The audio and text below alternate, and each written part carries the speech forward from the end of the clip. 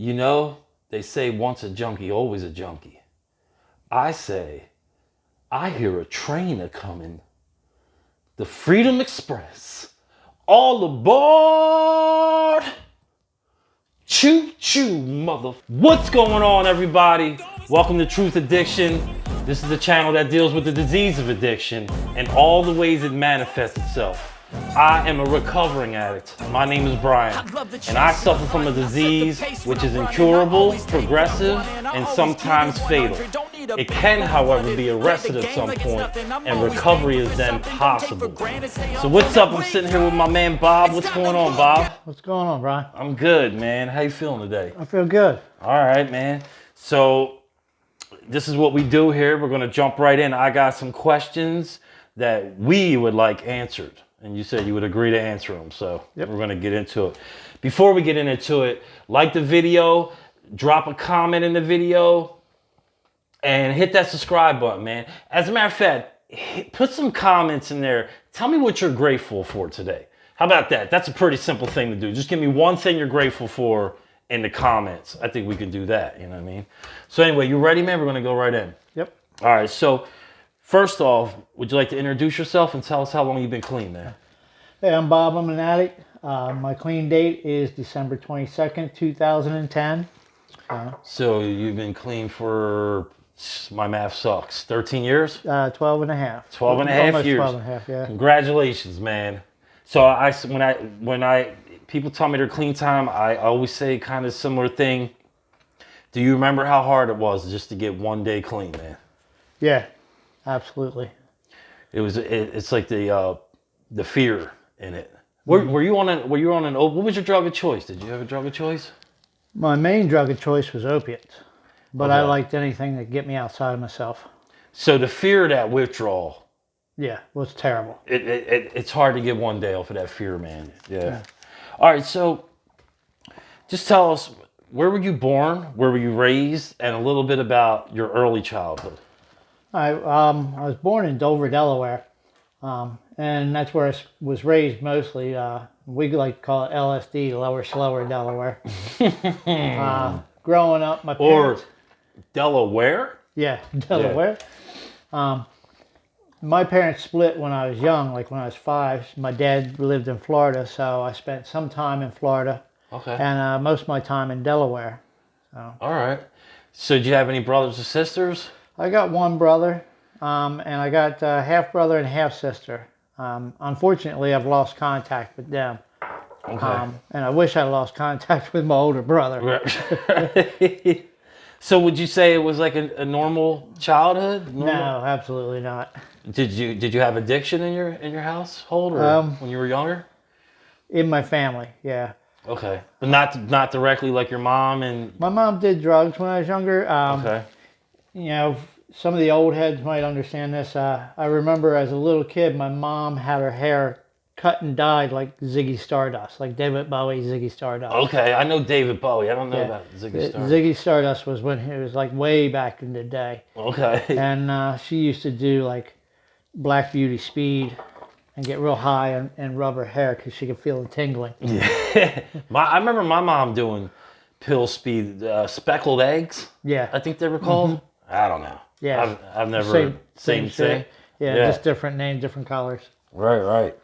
So your dad left when? How old were you? I was 5 when they separated. Okay, I got you. And did you ever see him again after that, or? I saw him a couple times throughout my childhood. Went and spent a little time here and there. Now he was more of the, like blue collar man. You know, he had more of a normal life. Okay. So. All right. So, what high school did you go to? Were you a good student? Graduate? Well, I went to Caesar Rodney High School. Where's that at? In Camden, Delaware. Okay. I wasn't a good student. You know, I was more busy, like especially in my high school years, smoking weed. That was like my hobby. Right. You know, I didn't graduate from there. I did graduate from night school. I failed my senior year. Went to night school. Like, what's that, like summer school type of shit? Kind of like adult night school. Yeah, I graduated from that. Okay. So you just mentioned about your teenage years. You didn't. So you didn't really have any hobbies? You play any sports, anything like that? No, smoking weed was my hobby. Smoking weed was the hobby. All right. Hey, Yeah. hey, I know a lot of people. You know, the more I'm doing this and I talk to people, I don't know. I mean, people use at a really early age, man. Yeah. And it seems like it's getting even younger. But I mean, like, I mean, I met people that were banging heroin by the time they were 13 and stuff like that. Yeah, It's just wild, man. But I remember they were the good old days where you can just smoke weed. Yeah. And just laugh. You know, it worked out until we graduated to other things, right? Yeah.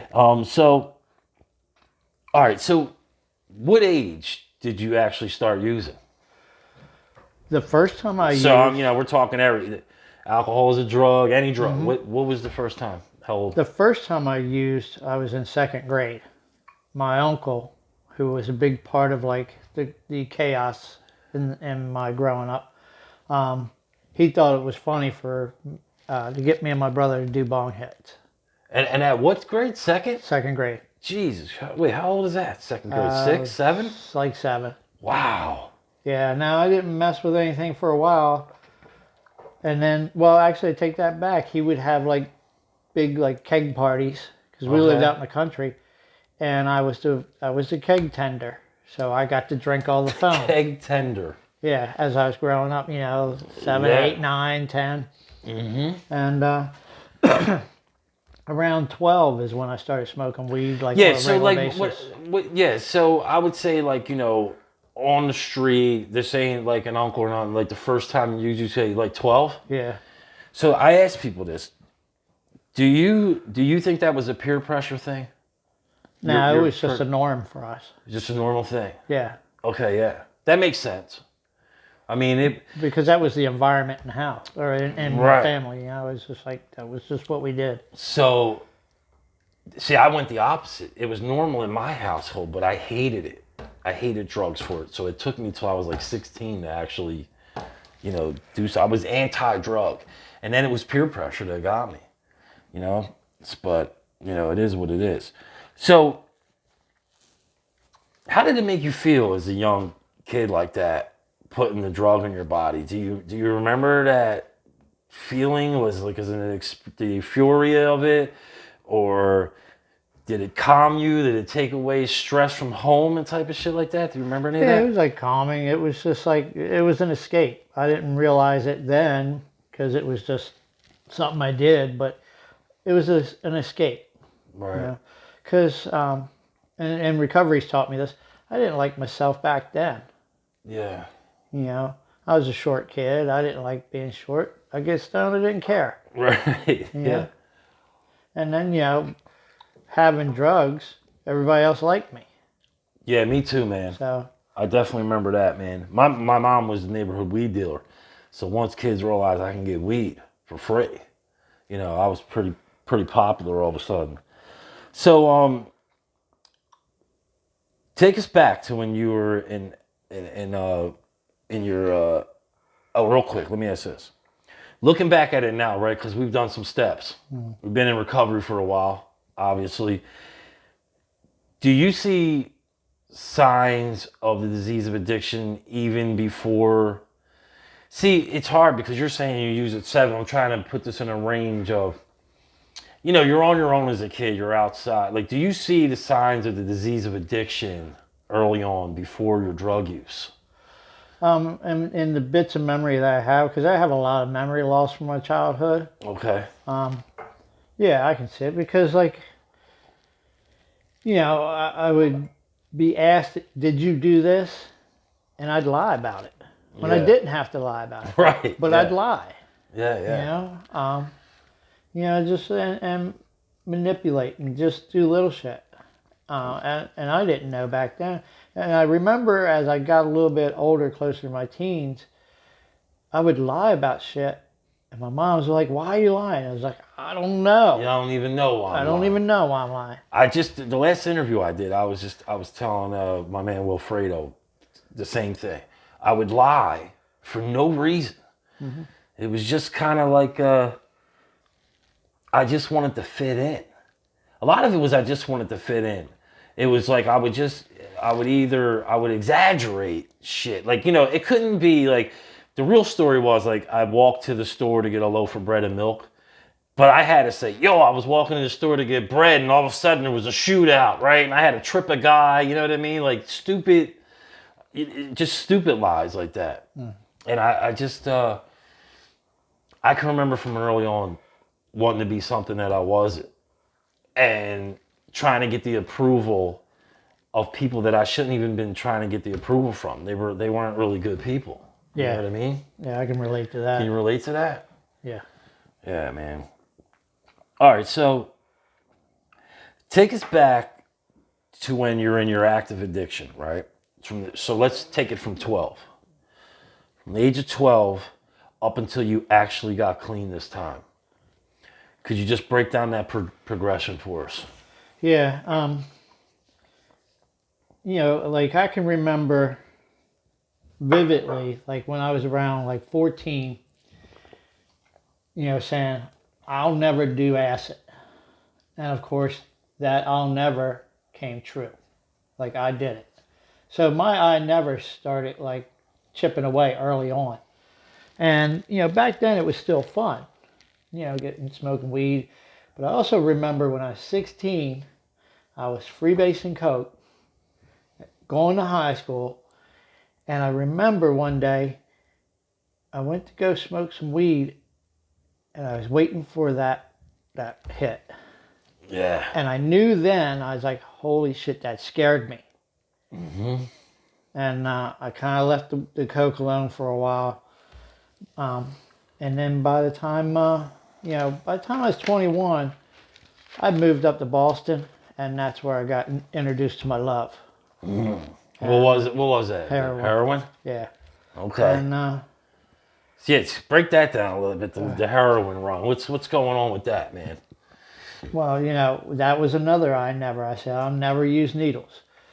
So, you know, started sniffing it, and my girlfriend at the time, she was using needles, and I was like, yeah, let me do this.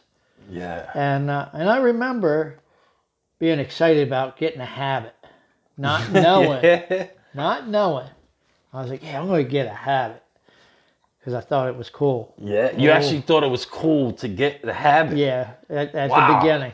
That's wild. Yeah. No shit. And I remember the first time I hit myself, and I was proud of it. I was like, yeah, I did it myself. And she was upset. She was like... Oh, she was upset because she didn't have to hit you up no more? Well, no, because she knew where it was going to take me. Oh. Okay. She was like, you're a little too proud of that right now, man. Yeah, pretty much. You're acting like you just graduated or something from fucking college right now, man. I graduated in drug school. Yeah, me too, man. So, you know, and my life fucking crashed and burned real quick up there. Yeah. And then I left there, like around the early 91. And by the fall of 91, I was living in Philly and, you know, doing the substitution thing. I wasn't doing dope, right? But I was drinking. You know? So did you moved back up here? Was that an attempt to make a geological change? Like if I move, it'll fix everything. Yeah, because we always do that shit, man. Yeah. Well, what I didn't realize too was I was moving from Boston to the heroin capital of the East Coast. Boy, worry. What part of Philly did you move to? I lived right at 13th and Pine. Oh yeah. Yeah, this is, you know, for those who don't know out there, you know, all you got to do is look it up on YouTube. It's just look up people walking around Kensington, Philadelphia. If you've probably seen those videos, but just if you haven't, check that out. And that's where we used to get high. Mm-hmm. And it's literally like a free fall for drugs. I mean, you can just it doesn't even matter. Yeah. There's people just dipping out, shooting up, and there's like you could see in those videos. And it's worse now than when I used to go there. Yeah, for sure. I mean, there's like cops standing right like 8 feet from them, and they're just whacked out. But it's like so bad.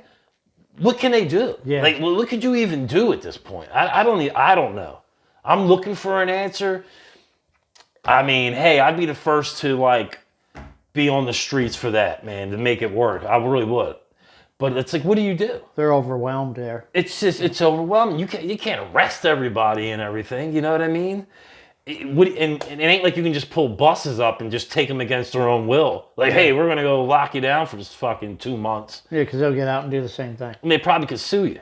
Yeah. Because you got rights as fucking human beings. Yeah. They would have to get, I put some thought in this. They would have to actually get like a court order, like a citywide court order or something that they can literally take their rights from them because they're just, it's out of control or something. I don't even know how they would do it. State of an emergency or some shit. I have no idea, man. But you're right, man. So the geographical change didn't work. Yeah, it did the geographical change. Had a kid by, when I was 25. Okay. And, that kind of slowed me down a little bit. And then when, his mom and I split, I kind of went a little wild again. I got some roommates. They liked to party, and they liked to party like the way I partied. Right. So things got a little out of hand, and I had to move away from them. So the geographical change doesn't work, and having a kid doesn't work. Yeah. None of that shit keeps you clean. Yeah, none of that shit kept me clean. And, then I tried, a little bit later, tried getting married. And, of course, I was living in South Philly right when they were doing Operation Sunrise. Man, I got caught in that 3 times. Well, it was great for me at the time because they pushed all the dealers out of North Philly right down to my neighborhood. All I had to do was walk down to the end of the block. For those who don't know, I found out there's people that watch, not like there's a ton of people watching yet, but there's people from all over the country. I got a few spread out here and there. So if you don't know what that is, Operation Sunrise is something that the city of Philadelphia put into effect, where it was just a giant sting operation in North Philadelphia. For a while. And for a while. And I got caught in that bitch 3 times. Dude, one time I copped. Yeah.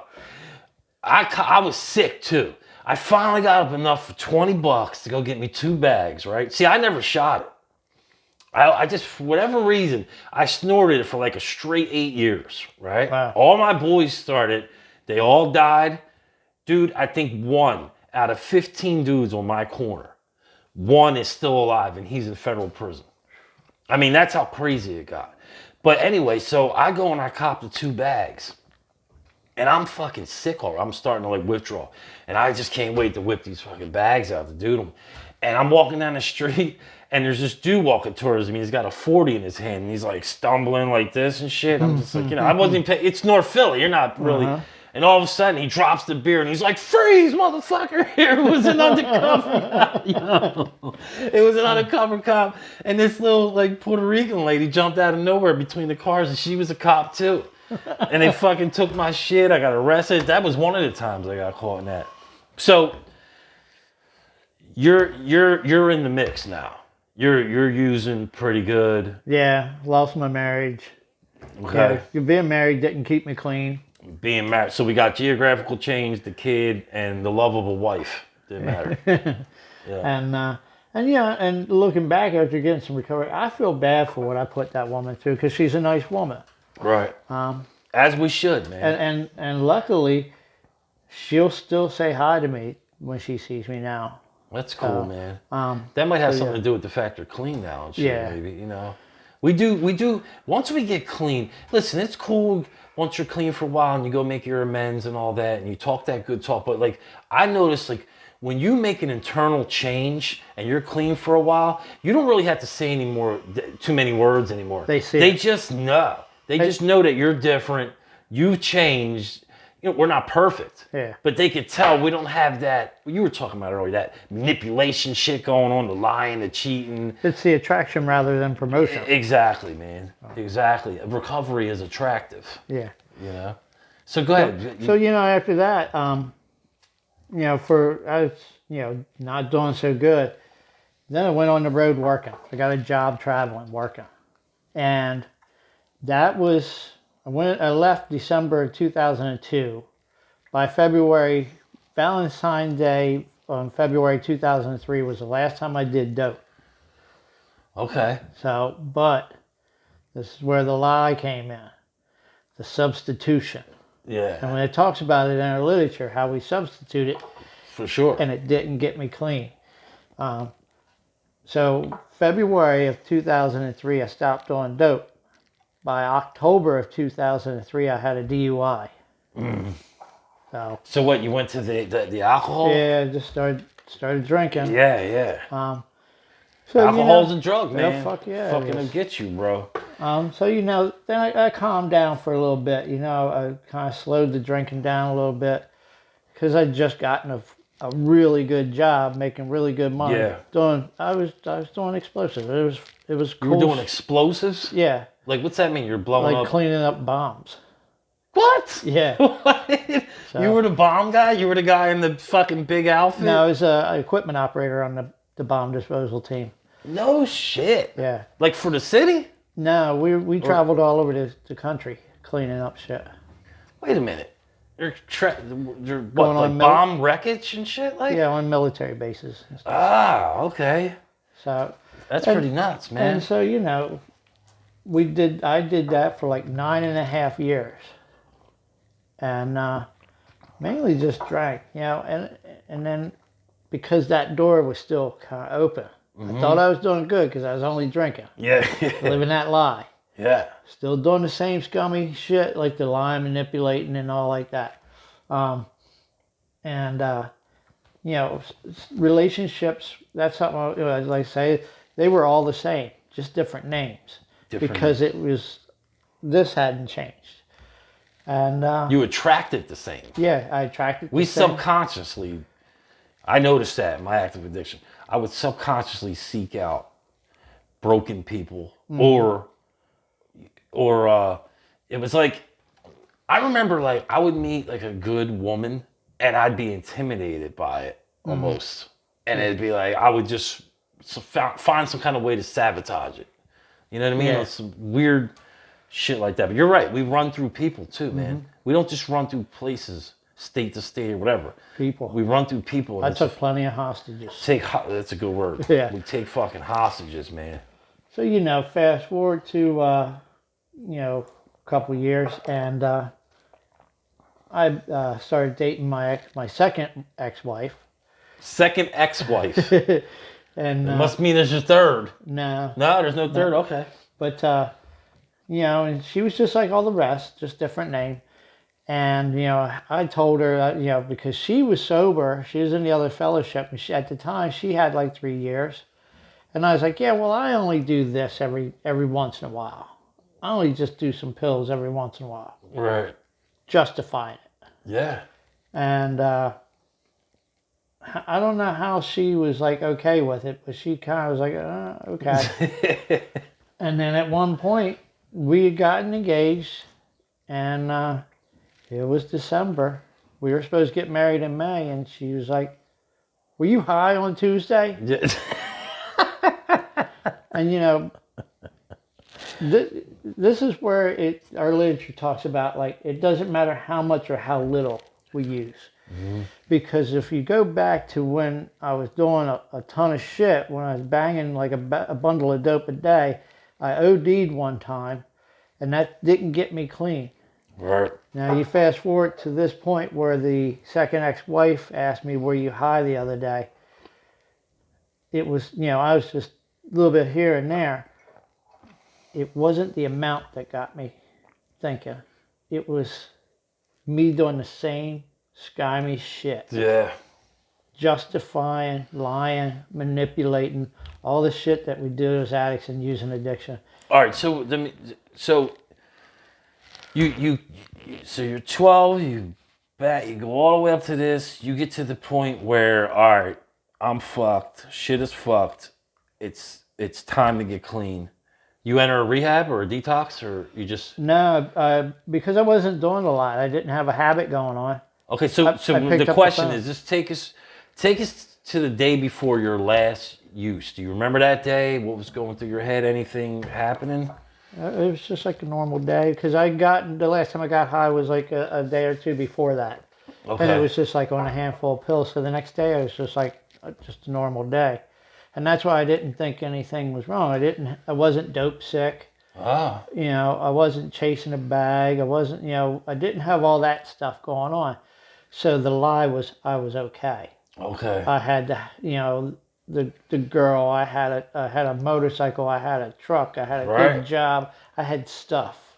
Yeah. So everything was okay the day before. Okay. And then so you just stop.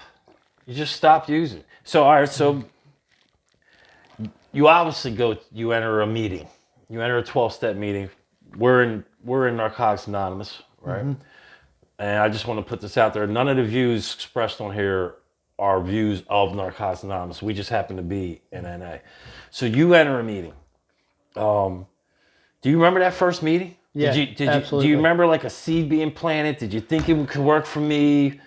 Just explain it. Break that down a little bit. Well, I'll back it up to around the first marriage. She Okay. caught me getting high, and I went to outpatient, Okay. and I started going to meetings then. All right. And I went to both fellowships, and I thought it was a la carte program, so of course it didn't work. I didn't do what was suggested of me, Right. and I didn't believe that I could do it. So fast forward to when I finally had enough, when I finally was ready to surrender, there was a question that was asked of me. What are you going to do differently? Yeah. And the answer that I had to have was everything. Yeah. Everything. Because we're so whacked out. It's like like you got to go. It's almost like, you ever see Seinfeld, the episode Opposite Day, Yeah. where George is doing all that. That's kind of where we get to a point where we just have to do everything opposite. Mm-hmm. It's a weird existence. It's a weird thing. So when you fast forward to the meetings you're going to, there was a seed planted before then. Yeah. And this, you knew where to go for the help, right? Yeah. I picked up the phone and called a friend that I knew that was in the program. Okay. Okay, cool. So you obviously stayed clean past that first meeting then, right? Mm-hmm. You just no relapse. Yeah, no relapses, man. That's pretty good. So talk about the disease of addiction. Like, what does that mean to you? What does it mean for somebody to have the disease of addiction? What does that entail to you? Yeah, I heard this quote the other day, and it wasn't really pertaining to addiction itself, but it was very relatable. We hear that we have a disease, and I wholeheartedly believe in that. And the way it was put in this quote was, it's the parasitic thinking. Mm. Yeah. And it can be a fatal parasite. Absolutely. Real quick, like when I got off the road and I moved back to Philly, I was in Port Richmond, and I'm driving up like Aramingo Ave, and I hear this voice that says, "Make a left." Yeah. It was so loud, I turned around to look in the back of my truck to see if someone was sitting back there. And it was that parasite talking to me. You're probably in the trouble. I don't want to go left. Yeah, we do. Just make a left. Yeah. Dude, So I tell people, everybody at my job, you know what's funny? So at my job, I won't mention where I work, but at my job, they have, they came out with the pronouns now, he, she, they, them.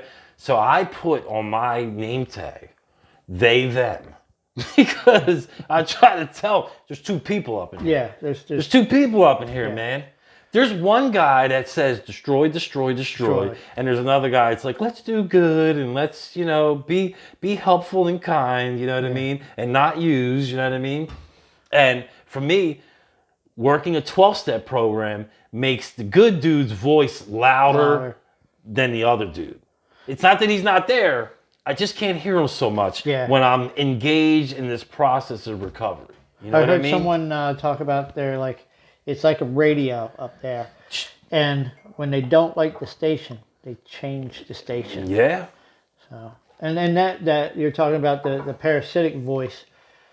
For me, sometimes that voice was like, Beavis and Butthead. Yeah. It was like, fire, fire, fire, fire. Burn it down. Yeah, man. All right, so I believe, I don't know, but I still like to ask this. Do you think there is a cure for the disease of addiction? If so, why? And if not, why do you think not? Well, I mean, at this point, I don't think. Well, first off, I don't think anybody's even researched if there's a cure. So right now, I don't think there is one. Yeah.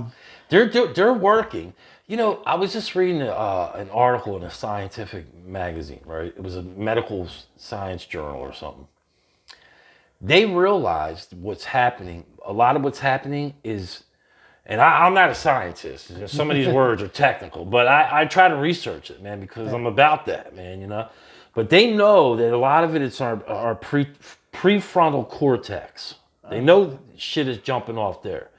So they're actually trying to come out with a way that through whatever process they're talking about, they'll actually retrain the brain, right? I don't know what that's through, but I know it's some kind of computer-related way. So I don't know how the fuck they're thinking about doing that. But they know a lot now. They know. They studied thousands of people. When they're high, they get them when they're withdrawing, and then they let them use right there while they're hooked up. Oh, so wow. they can see How everything what's changes. going on. What's going on, man? You know what I mean? And they understand. They understand what a healthy brain looks like, and they understand what a brain that's not healthy, that's drug, you know, with drug use involved, that's been hit with dopamine over and over and over.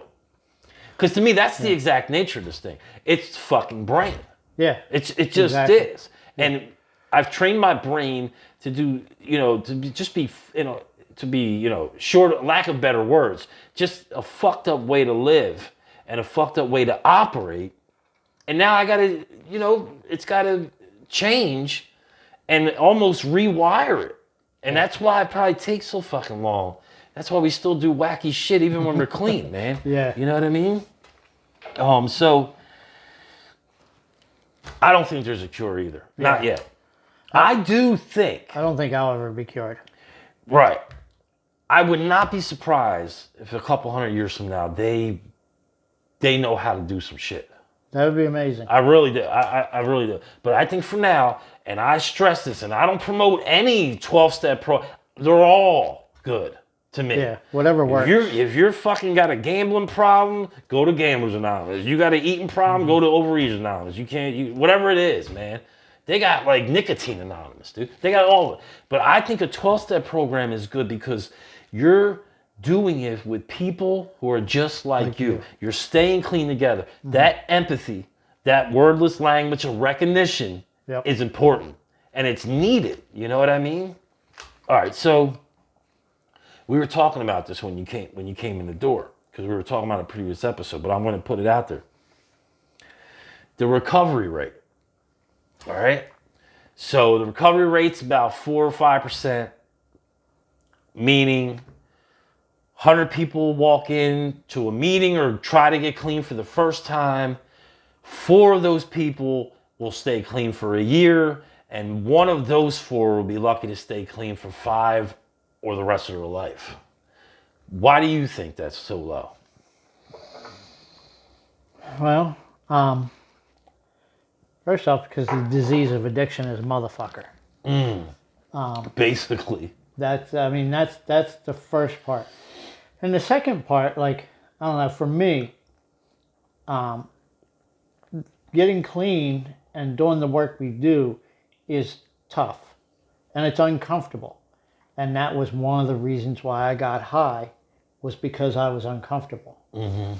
So I can understand when people come in, they start doing some work, or they see what the work is, and they realize it's going to be uncomfortable. That's fucking scary. Yeah, it is. That's real fucking scary. And then some people get into it, and it's overwhelming. So, That's why, and I know you're one of those dudes, and I'm one of those dudes. When we see people walk in like that, we can tell. Yeah. They're broken, they're feared up, they don't know if they can do it, whatever it is. And I know, like me, we try to step to those people, man. Like, hey, how you doing? give them some hope. Just give them a hug, right? That important hug. You know what I mean? Just that You are me and I am you. Yeah. Right? Welcome home. Like, welcome home, man. And that's what that hug is, you know? So I think it's so low because it's so hard to grasp that fucking disease concept. Yeah. And age. How hard it must be to come in here when you're fucking 18, 19 trying to grasp the fact you have a disease. Yeah. You know what I mean? It's way easier to just think, it's because I was hanging out with fucking Ralph and Pete, you know what I mean? Them fucking assholes, they got me off on this shit, you know what I mean? Yeah. Or my dad was abusive, or my mom left us, whatever it is. They just think there's reasons why they turn to the drug, and if they can just get away long enough from it. Yeah, if they could just fix this one thing. They can just fix this one thing. Little do they know that that's only one symptom, my friend, yeah. and there's about a fucking 1,000 more that you will have to address. And I'm not talking about, you got surface ones, like addictive behaviors, gambling, eating, sex, porn, shit. I think toxic relationships are fucking, that's an addiction itself. You have that stuff, but then you have the underlying shit, the manipulation, the fucking denial. The people pleasing. The people pleasing. Like, that's an addiction in itself. Sure, man. So I think that's, what you said is absolutely dead on, and I think grasping that disease concept. When I talk to new people that come in, man, I try to say, dude, listen, just try to grasp the concept of a disease as fast as you can. Yeah. As fast as you can, right? So, all right, so so I want to ask you this. So tell us what working a 12-step program is. Tell us what you do. Like, what does that entail? It entails a lot of the basic shit that you hear at all the meetings. For me, in being a 12-step program, it's getting a home group, getting a sponsor, working steps, and staying connected with people. Mm-hmm. And for me, as I've gotten a couple of years, sometimes that's been a little bit harder with some time clean than it was early on. Yeah. Because as I get time clean, life starts happening. Mm-hmm. And not like doesn't happen. It's always happening, but it gets more full. Right. And then my you have to find that, and it's a word I don't personally think exists. Balance. Balance. I think it's like a unicorn balance, but whatever. Here's the thing too: is like that parasite starts talking to me in a different tone. Oh yeah. Instead of like, go burn the fucking world down, everybody hates you, it's like, oh, you're tired tonight. You had a long day. You got to get up early tomorrow. Yeah. It's coming at a different angle. Or you're tired. You don't want to answer the phone. You earned this. You listen. Yeah. You earned the right Stay not to home. go to a meeting for 2 weeks, man. You're good, man. Yeah, I know, man. Yeah, you're good. So, all right. So, if somebody's struggling that's watching this, man, and they don't think that they can get clean, maybe they tried a couple times, they can't do it. The world's fucking closing in on them. What would you, look in that camera, and just, what would you say to that person, man? First off, take it easy on yourself. We all like to beat ourselves up. You're not a bad person. You've made some bad choices, but that doesn't make you a bad person. Come to a meeting. Allow us to love you, and take some suggestions. If we can do it, you can do it. Our stories may not be the same, but we got the same disease. Let us help you. Like, that's what we're here for, is we want to give back to you what's been freely given to us. And it works. Like, I know you walk in and you're like, fuck this shit. You hear like certain words in meetings, like the God word, and you're like, fuck this. Don't let that sway you. Come in. Let us love you. Forget about that word for a while. Let us love you until you can get to a little bit better place, a little bit stronger. And then, get a home group, get a sponsor. And if you don't know what these things are, ask somebody in a meeting. It's like, what the fuck is come this? to a meeting to find it out. Yeah, what it is. Come to the meeting. Ask people, what are these things? What can I do? And let us love you. Well said, man. All right, so that's going to do it for the interview, but I got these 5 stupid questions I run down to people. I call it the fast ass 5. I really like to call it the fast ass 5. But I just say fast ass 5, whatever. So I'm going to ask you 5 questions. You just shoot your answer off, man. You ready? You like summer or winter? Winter. Me too, man. How about vegetables or candy? Where are you going? How about candied vegetables? Candied vegetables. Yo, that's a great answer, man. Sugar-coated vegetables. That's a good one, man. All right. You going horror movie or comedy? I like horror a little bit more than comedy. Yeah, you strike me as a dude that would want horror movie for some reason. Yeah. But I like the psychological horror. The psychological horror. All right. Yeah. You're at the barbecue, man. You going hot dog or hamburger? Well, first question is propane or charcoal? What's this, some Hank Hill shit? This is some Hank Hill shit. You ever see that shit? Oh, yeah.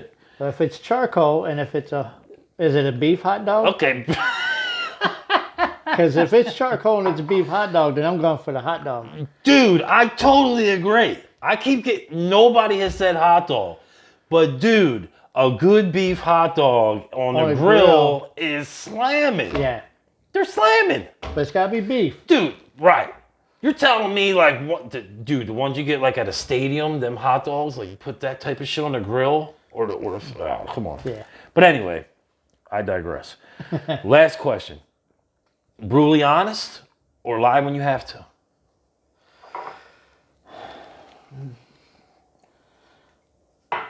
That's a hard one. I mean, it's situational. I'm going for more brutally honest these days. Yeah. But brutally honest with tact. See, it's amazing because I've asked this question now probably 6 interviews. And I've been waiting for someone to just be stuck on it a little bit. Because your head tells you, oh yeah, I'm going honest, brutally honest. But the reality of it is, brutally honest isn't so good. Yeah, it can cause damage. If you were told, see, we think we're being, just for me, I remember believing like I'm brutally honest, right? But really, that's not true. Yeah. It's not true because if I was brutally honest, I would have no friends. Yeah. There would be, I would never get a girlfriend. I would never keep a girlfriend. Like, it would just, there just has to be times where you have to adapt to somebody's feelings. You don't need to be, see, honesty can cross a line to where you're just a fucking asshole, I think. Yeah. You know what I mean, dude? Like you said, it can do damage. Now, I get, we do want to live honestly, but I think you understood the question. Yeah. And not that the people didn't understand what I was saying, the last people asked, maybe it is like they that may be the way they live it. They just wanted that way. If it works for them, that's cool. I think it would be hard to go through life being 100, brutally honest to me means 100% honest. And I don't know how. But that also means you got to be brutally honest with yourself. Well, that's cool. Brutally honest with yourself is great. Yeah. But when you're dealing with fellow human beings, for instance, right? You're in the fucking, whatever. You're on the bus, wherever you're at. Some lady goes, look at this picture I just took of my brand new niece. And isn't she beautiful? Yeah, you're like, she's fucking ugly. In your fucking head, you're like, that's the ugliest Is that a fucking alien, bitch? What is that in that fucking picture? But you know what you say? Yeah. Oh, yeah. Yeah. Beautiful. You understand what I'm saying? Oh, yeah. But that's what we should do. Because we're in a fucking society. We don't need to be like that. You know what I mean? But anyway, man, I went off on a tear there. But, all right, so that's going to do it for us, man. Hey, Bob, I really appreciate you doing this, man. So listen, I just want to end with this. Just remember this. The disease of addiction is broad and outside of the realm of just using drugs, right? Yeah. So keep coming back. More will be revealed, and we're out of here.